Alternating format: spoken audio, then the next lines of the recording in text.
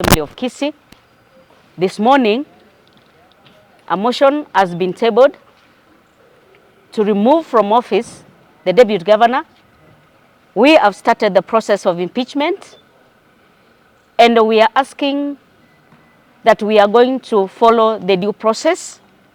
Allegations have been read in the assembly, and we want to assure the public that we are going to ensure that the process is followed to the letter, and that we are going to ensure that fairness, even to the accused DG, is going to be respected. We have started the process this morning. We are going, of course, to give him time for him to come and defend himself.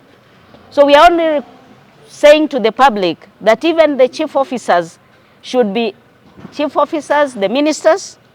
This is a process that has started to ensure that service delivery is going to be to the people of Kisii County. You cannot be given a responsibility as the deputy governor and then you are not taking your work serious. So we have started this process, and we are going to ensure that the process is going to be followed to the letter, and 51 members of the county assembly has signed to the motion. So the motion is, the allegations are very grievous, and we want to tell the public that we are equal to the process as the assembly, and we are going to ensure that the right thing is done. Thank you. My name is Honorable Kisii, the MCA for Ichuni Ward, and this morning I've just given a notice of a motion for the removal from office of the Deputy Governor for Kisii County Government, His Excellency Dr. Robert Monda. I may not be able to comment much, but only maybe to highlight that the violations that he has done. Number one is he has violated the 2010 Constitution of Kenya.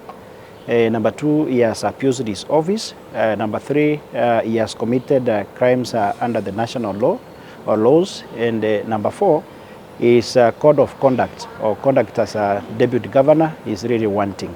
So I may not be able to digest much of the accusations, because you know, this is a process, and we don't want to start to preempt. Let the due process be followed, because you know this is a legal issue, and it must follow all the laid down procedures, both in the 2010 Constitution of Kenya and also as pursuant to our standing orders as an assembly. So I may not be able to speak much on the same, but allow the due process take its course. State, this is Honorable Naftali Unkoba representing the people of Nyachek Ward.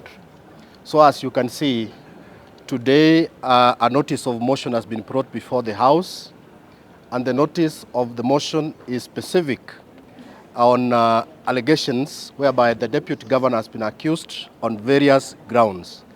I want to say that as honorable members of the Kisii County Assembly, we shall look at those allegations keenly, and we shall give Honorable Dr.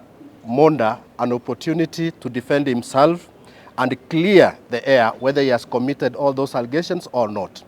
On this matter, the County Assembly of Kisii is doing its duty of oversight. So I'm asking our Governor, Honorable His Excellency Paul Simbarati, to keep off, to keep aside, give the Assembly time to do its duty, let him not interfere, because this matter is touching on his office. I'm also asking the CECs and chief officers who are not working, who are involving themselves in corruption deals and activities, that their time is coming, so they should change. If a motion of such kind comes before the Assembly, we shall look at it keenly and send them home, so that we can give people an opportunity to serve the people of Kisii County diligently.